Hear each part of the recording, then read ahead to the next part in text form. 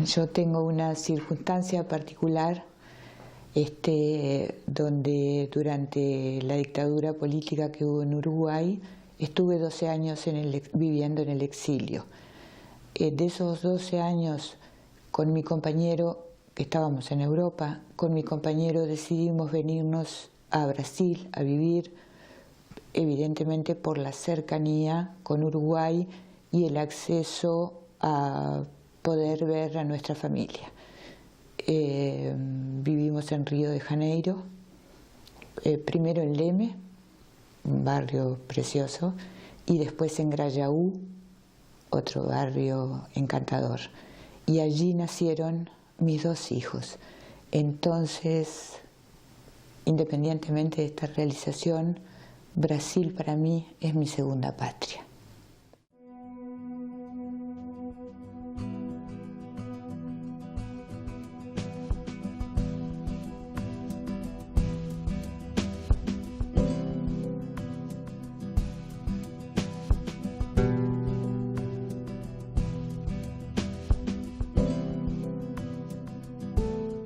É um temperamento diferente do brasileiro, Uruguai. Como? Como assim? Como é que eu te posso falar? Não, não é isso. É que bem mais sério. De repente você acha que é uma pessoa que é mal-humorada, mas não é. São as pessoas boas de conviver. É só saber conviver com o Uruguai. Eu acho isso. ¡Carajo! ¡Eh! ¡Ya me jodieron 2 suspensiones! ¿Qué pasa, muchachos? Vengo desde allá gritándole, muchachos. ¿Y qué hacen? ¿No escucha? ¿No escucha? Mira cómo está eso. Podrida. La camioneta toda podrida. Vengo corriendo de allá. ¿Qué tienen aquí? ¿Qué tienen? ¿Quién soy? Vengo desde allá, gritándoles pare, pare, y no me hacen caso. Mirá, mirá cómo está eso. ¿Quién soy yo? No me importa un carajo que sea la autoridad, pero no me lees la voz, loco. Yo no soy... Pará un poquito. Yo no soy un tipo agresivo, pero no me lees la voz, No me lees la voz porque mirá, no, dejate joder. Dejate joder. Compañía, me la está levando usted. Dejate joder.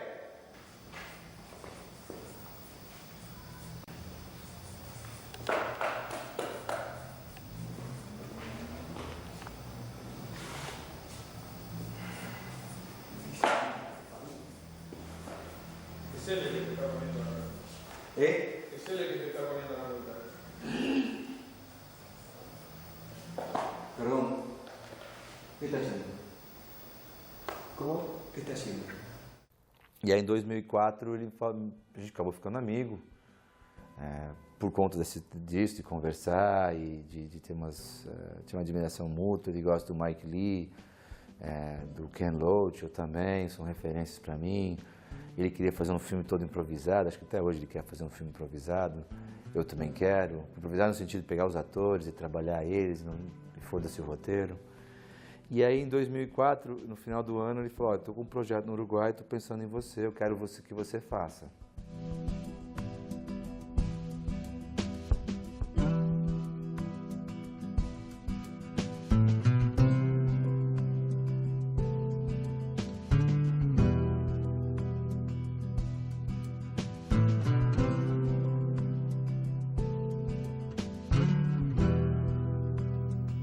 Todos os filmes, pelo menos assim, todos os filmes que eu trabalhei, o roteiro ele tá sempre sendo reescrito, né? Aquela cena que era pequenininha ficou grande, a outra que era grande sumiu. Eu trabalhava isso, mostrava pro César, a gente enviava pro Uruguai, o Henrique assistia. O César achava uma coisa, ele achava outra, mas eu pensava, eu acho que eu tenho como fazer uma coisa que os dois gostem. E então comecei a trabalhar muito nesse sentido, de agradar ele, mas já com a visão do Henrique, as coisas que eu já sabia mais ou menos que ele gostava, então um pouco daqui, um pouco dali.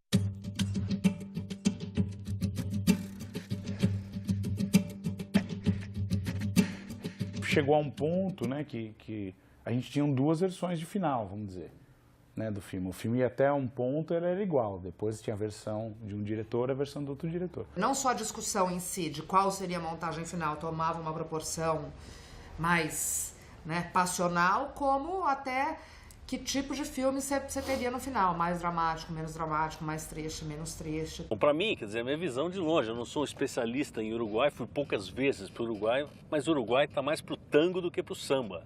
Tem uma vivência, né, eu sinto que o uruguaio gosta de drama, gosta da coisa pesada, né, são muito mais sérios. Eu senti, principalmente no processo de montagem, que eu participei um pouco, essa tensão, assim, o Henrique muito mais uruguaio do que o César.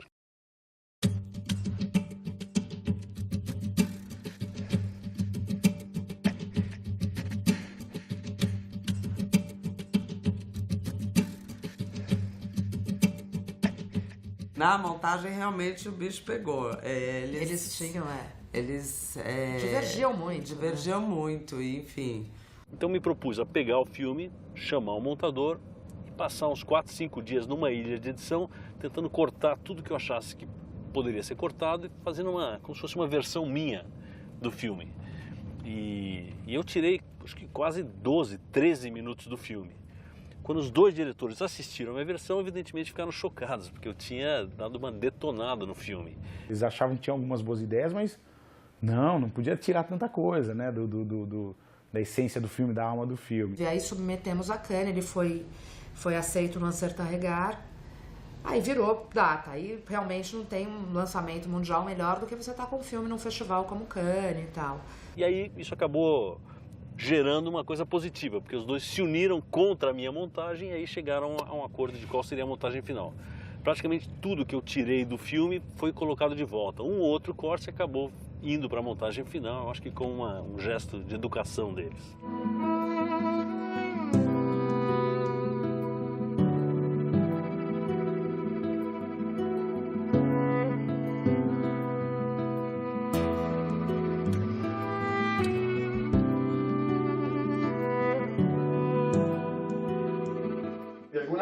Aquel hecho real y esta película tienen en común esa participación de gente de dos países, de dos culturas, de dos idiomas y, repito, más allá de lo simbólico, el hecho de esa mezcla, de esa mistura, produce un intangible que yo creo que sin duda colaboró al buen resultado que se ve en la pantalla.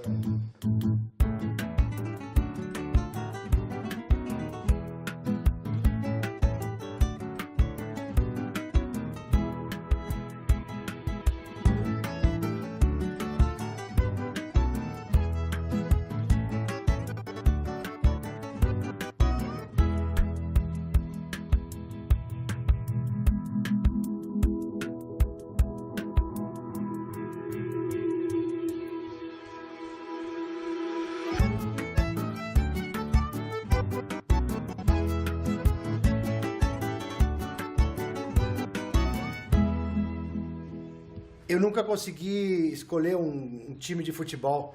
Eu cheguei no Brasil e tinha 2 jogadores do Peñarol, que era meu time do peito, que jogavam no São Paulo. E aí eu me decretei São Paulino, mas não pegou. Time a gente leva dentro. Eu sou do Peñarol, porque eu sou muito uruguaio e porque eu levo essa coisa muito uruguaia dentro. Por mais que eu more aqui, que eu ame o Brasil... Ele estava na África, né, filmando O Jardineiro Fiel. Eu fui portadora do roteiro e levei para ele. Tem ajustes para ser feito no roteiro, mas está lindo, você vai gostar.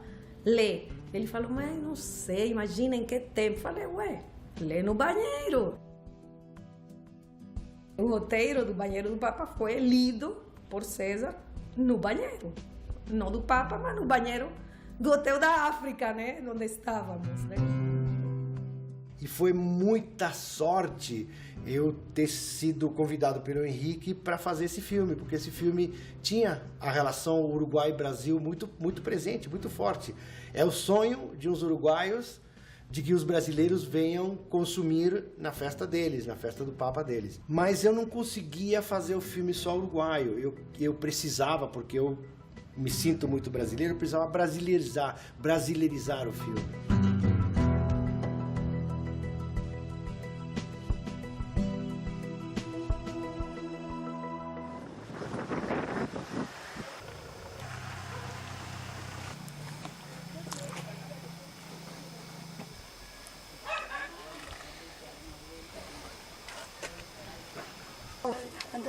patitas, dice, no, las patitas. Todo.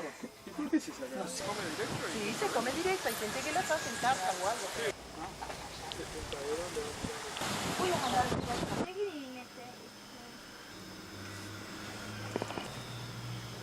En general acá lleva una tablita donde va la bolsa de maíz para equilibrar, porque las garrafas van ahí atrás y hay que equilibrar el peso con esto.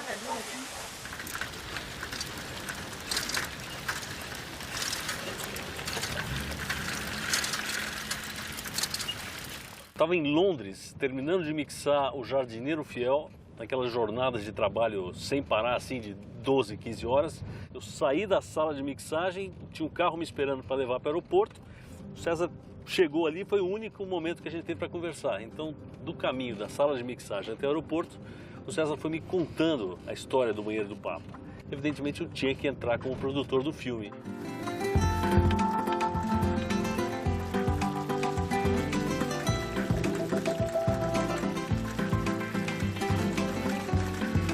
Eu conheci o Henrique no Rio de Janeiro e a gente fazendo curso e trocando ideias, trocando histórias, eu contando uma história para ele e ele me contando a história já do Banheiro do Papa. Eu falei, nossa, essa história é muito boa, isso pode dar um filme mesmo.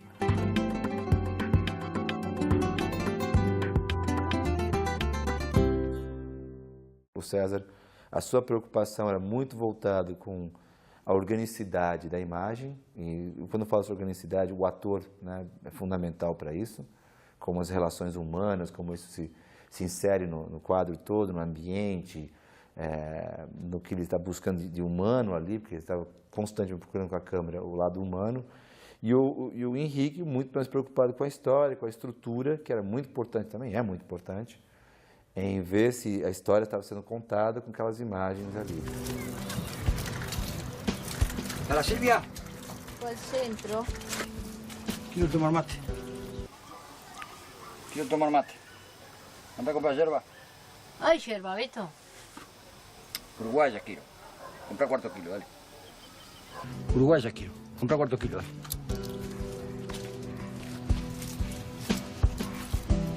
Despacito, Beto, despacito, despacito, despacito. Despacito hasta que se vaya. Fíjate que se fue. Anda. Ahora sí.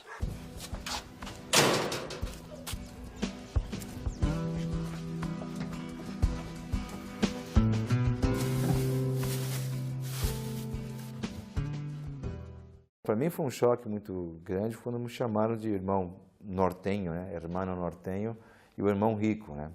A gente não tem ideia, não tinha até então a dimensão do que o Brasil representa fora do Brasil, né? Principalmente na América Latina. Paulina, Paulina, comeme Soria, vos. Vení, mirá. Según lo que te comenten. 20.000 brasileños van a venir. ¿Qué van a venir 20.000 brasileños, loco? Vení, vamos a tomarnos una a la salud de Cristo ese que viene. Dale, acompáñame Soria, vos. Vos, ¿me anotás? Salud. Ela foi uma descoberta lá em Melo. E era uma grande dúvida, porque a personagem cresceu e queríamos saber se podia render mais para nós. Ela nunca tinha estado num teatro.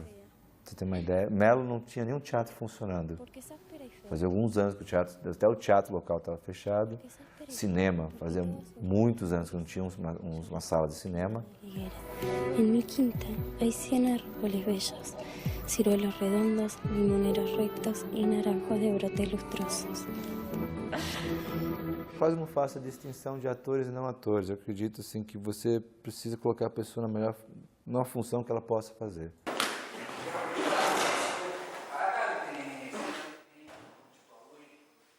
Meu grande desafio ali era realmente, digamos, misturar e tirar dentro disso um grupo homogêneo ou com menos diferenças. A ver, repetí. ¿Qué? ¿Y Beto?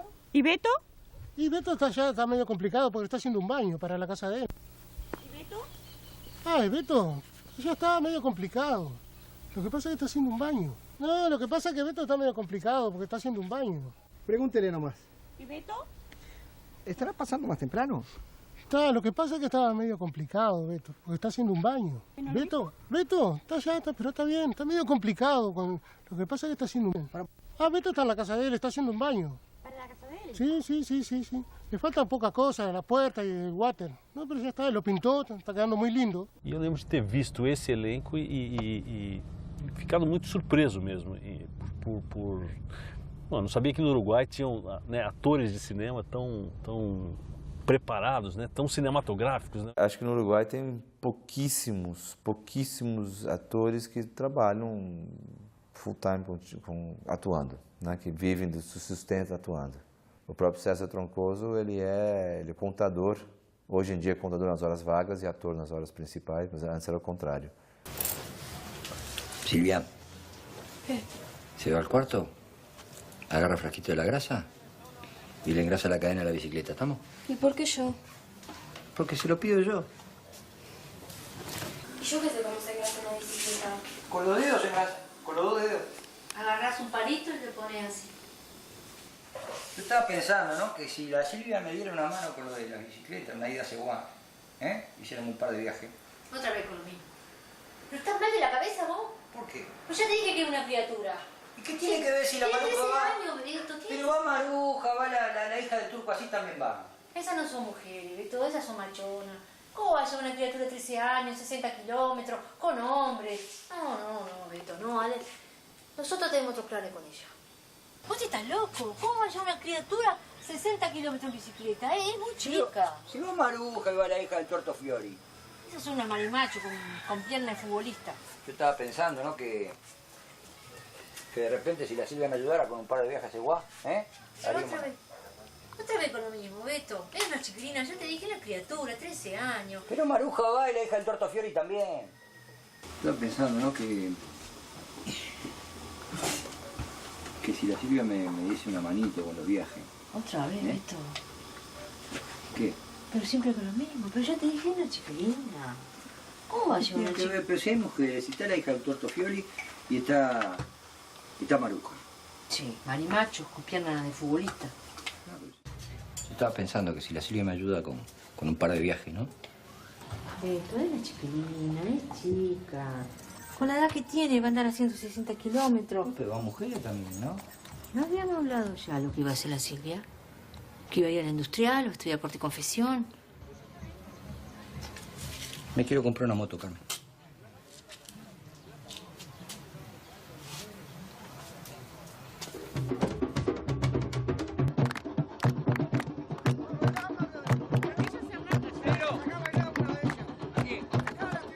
Eu queria fazer uma coisa muito verdadeira e uma das coisas que mais me marcou nos filmes que eu vi é o Terra e Liberdade, do Ken Loach, aquela sequência que tem deles falando sobre a nova república, sobre o que aconteceria depois da Revolução, né? Ese sería mi sueño, poder terminar la segunda parte de la casa. Pues somos 6, 7 personas y estamos viviendo en 40 metros cuadrados. O que ele faz? Ele põe 2 atores para provocar e os restos são pessoas, não atores, né? Vive una vida y soñó con tener su techo y no lo logra. Claro, soñar es otra cosa. Porque se enferma, empieza a angustia. E ficou no filme no começo, mas depois em edições futuras a gente viu que sobrava. Mas era isso, era uma improvisação sobre os sonhos. Cuando nosotros vinimos al asentamiento y ocupamos nuestra casa, bueno, nuestro sueño era ese, tener un techito. Estudiar. ¿Te tiempo para eso? Hay tiempo, sí, pero ahora con los hijos por delante como que le voy a dar la posibilidad a ellos, que se formen ellos. Tenés muchas cosas antes de hacer ese sueño, que la comida diaria la tenés que tener. Claro, no, la comida sí, pero te quiero decir... Pero a veces no tenés, a veces hay gente acá que no tiene para comer. Es ir a conocer Brasil. No sé, es una cosa que siempre me gustó de chica. Que yo dije siempre, antes de morirme lo voy a hacer.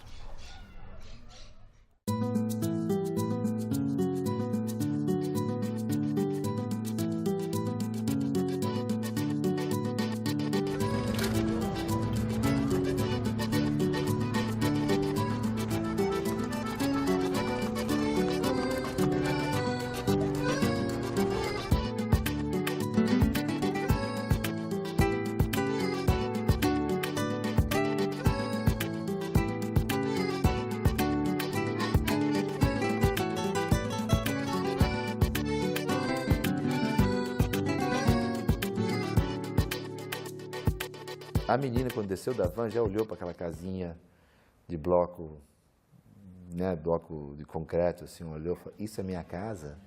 Eu falei, putz, danou-se, então deixa ela ficar uma hora. O Troncoso já sentou ali, começou a preparar o mate, a Virgínia Mendes começou a sentar água. Eu não gosto que o ator que vai abrir um armário para pegar um prato, a produção diga para ele, olha, tá aqui o prato que você pega e tal. Foram eles que guardaram as coisas, quer dizer, essa locação, eles tinham vivido ela. A gente passou 3 dias lá vivendo a locação, eles guardando as coisas, ele preparando, dormiram lá e fizemos os ensaios. Además va a hablar el presidente también. Y ahí es cuando se empieza a aburrir la gente, ahí es cuando la gente empieza que va a comer algo, el que come, ¿qué hace? Tiene ganas de pichín, ¿eh? Y entonces, bueno, ahí se va viniendo la gente, se nos va llenando la puerta de gente, de clientes, ¿eh? Se nos llena el baño. Y arrancamos la moto. Sí. La zanela, mirá. Además habla el presidente, ¿no? Y ese con lo que le gusta hablar. Ahí sí, la gente se empieza a aburrir, va comiendo, se va llenando, va haciéndose la colita acá enfrente y la motito viene llegando.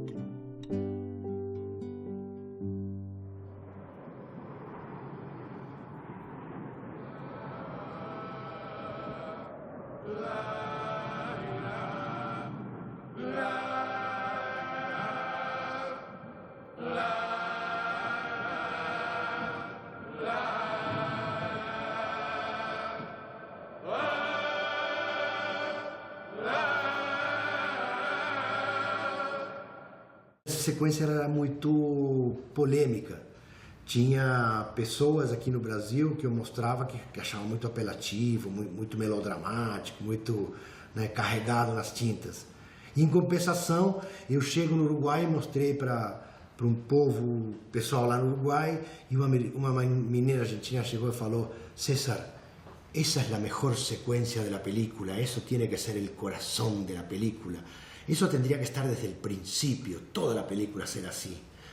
Eu lembro de ter lido o roteiro e sair palpitando. É uma coisa que eu adoro, na verdade, porque você não tem nenhum compromisso, né? Você critica algumas coisas ou você acha que tal ponto do filme não está bom e aquele ponto, se tirar, derruba a estrutura inteira, mas não é problema seu. Então é até prazeroso você poder dar palpite no filme dos outros. Evidentemente você não quer derrubar o filme, mas você se permite ser muito mais livre do que quando você está fazendo o próprio filme, né? Bacana diretores que mostram e estão abertos para ouvir sugestões e impressões, porque eu acho que é muito difícil fazer e montar também é uma grande arte. Então, eu acho que você tem que estar aberto para ouvir, porque às vezes você acredita que aquela cena está bem resolvida, está bem contada, as pessoas estão entendendo e às vezes as pessoas não estão entendendo exatamente o que você queria, né? Então acho que o diretor tem que ter um certo desprendimento para poder ouvir e estar aberto para refazer algumas coisas e remontar, porque vai melhorar o trabalho, né?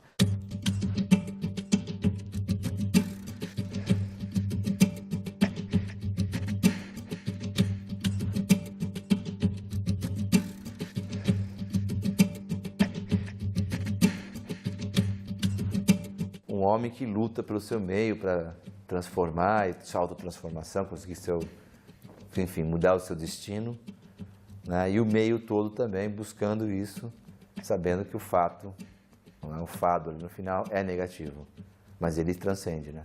Na verdade, a gente está falando de uma cidade de fronteira, né? Uma cidade que está ali com o Brasil. Então, eles estão dialogando com o Brasil. Então, eu acho que o processo também de trabalho foi um pouco assim. Eu acho que tem muito essas viagens de bicicleta de Aceguá para Melo, eu acho que em todo o processo. Eu acho que tem uma coisa, uma brasilidade assim, num improviso dele querer fazer aquele banheiro, tá na cara que vai dar meio errado aquilo. Acho que a gente vive de sonhos e de improvisos.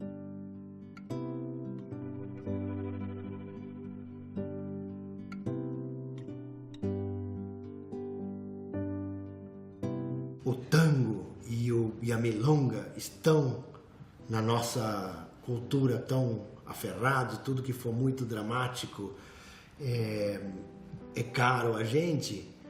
E o samba e a descontração e a irreverência estão na cultura brasileira e isso é caríssimo caríssimo de queridíssimo, né, para a cultura brasileira, né? E a gente vive esses dois lados, né?